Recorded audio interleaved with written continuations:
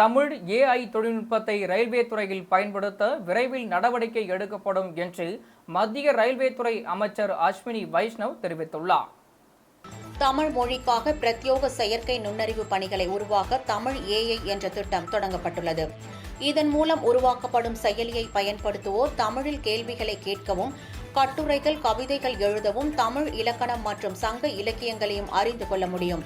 மேலும் உலகம் முழுவதும் உள்ள மக்கள் இந்த செயலியை பயன்படுத்தி தமிழ் கற்க முடியும் என்பது குறிப்பிடத்தக்கது.